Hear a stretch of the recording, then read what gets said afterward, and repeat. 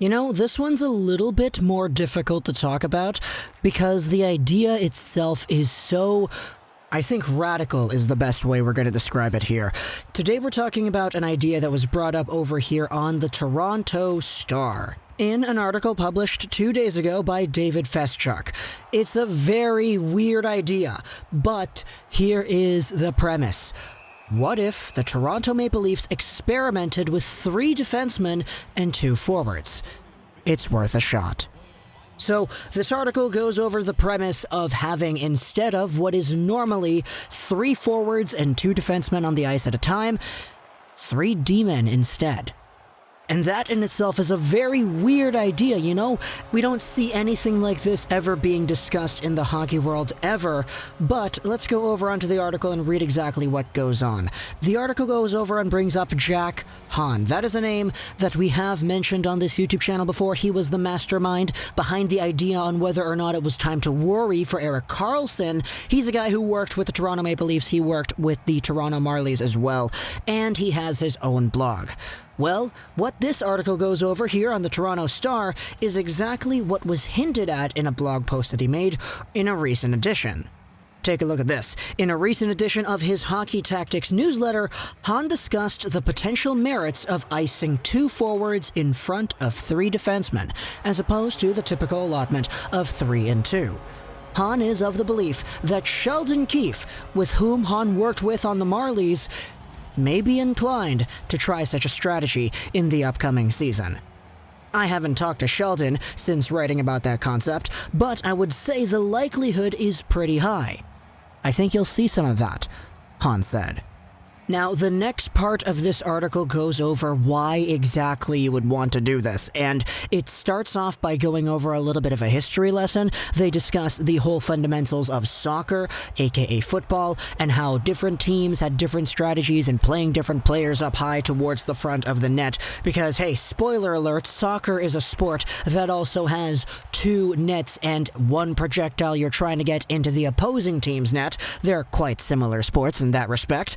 The philosophy then shifts over to hockey and how in the NHL you very frequently see the 2-3 configuration, which is 2 players up top and 3 back. That honestly is something you see a lot, where even if you have 2 forecheckers, you have 1 guy that's either in the middle of the ice or staying a little bit further back just in case a defensive rush comes back the other way. This paragraph sums it up pretty nicely. When you hear teams talking about maintaining a high F3 on the forecheck, that's essentially a formation in which as many as 2 forwards press deep into the opponent's zone, while the 3rd forward hangs closer to the blue line, not far from the 2 defensemen. In other words, a 3rd forward isn't technically a defenseman, but he plays a little bit like one. Here's a quote from Hahn. Generally, if you have 3 players back, nothing bad is going to happen on the rush. We have another quote here from Hahn that says it's logical why most teams don't go 2 forwards and 3D because there's not enough good, mobile, skilled, imaginative defensemen available to fill those spots. You're always going to leave more talent on the table if you dress more defensemen than forwards, because growing up, the best players, they play forward, generally speaking. Then the article goes over into a talk about how the Toronto Maple Leafs have a lot of expensive forwards, and then we have another quote from Hahn over here. They're heavy up top, and they have a lot of defensemen who are okay, but need a little help. It's also a configuration that can help them. It's a way to find cap efficiency. It's a way to maximize your talent and insulate some of the weaknesses these talents have. And of course, you know, this is something that I don't think anybody is going to say is absolutely going to happen or whatever. It's just a very crazy idea being thrown out there by somebody who does indeed know what he's talking about. So we go over the forward pairs and the D pairs that Jack Hahn has written out. Take a look at these lines, I guess we'll call them. We'll call them lines because that's kind of what they are. The first line here, Matthews-Marner. Okay, cool. Second line, Tavares-Nylander. Third line, Kerfoot-Spezza. Then for the 4th line, you have Joe Thornton and Nick Robertson. For the 9th forward, you have a combination of Simmonds, Vesey, Boyd, or Alexander Barabanov. Then for the D trios, oh man, this is kind of where it gets spicy. Morgan Rielly, Travis Dermott, and T.J. Brodie, Liljegren, Muzzin, and Holl, and then Marincin, Sandin, and Hollowell. So in theory, if you're starting off a game and you want to get your first forward pair and your first defensive line out there, you have an iced out team of Marner, Matthews, Rielly, Dermott, Brodie, and wow, okay, that is it's a bold idea. It's a very bold idea, especially if you're taking into consideration the justifications as to why this would even make sense.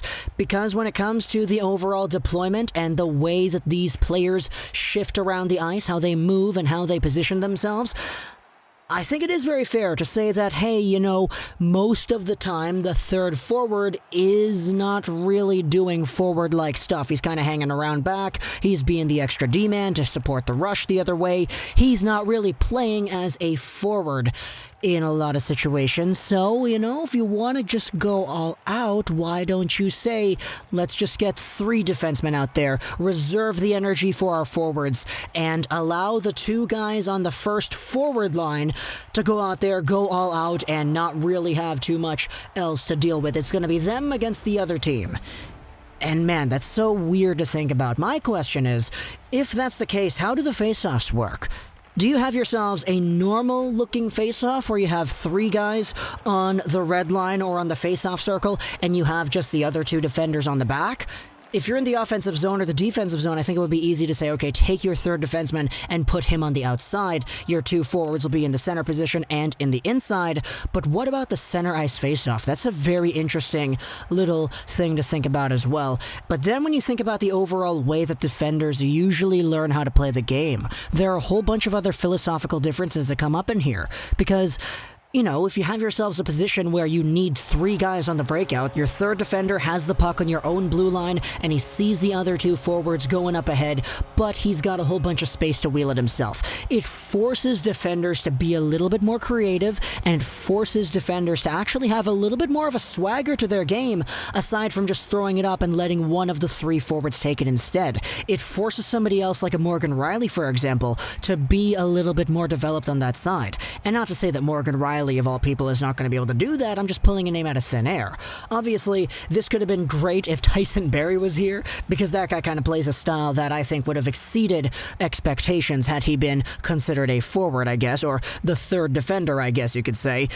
But this is indeed a very interesting little way to look at it as well. Having 9 defenders suited up, 8 forwards in a line, and then a 9th forward as well, rotating between that Simmonds, Vesey, Boyd, or Barabanov.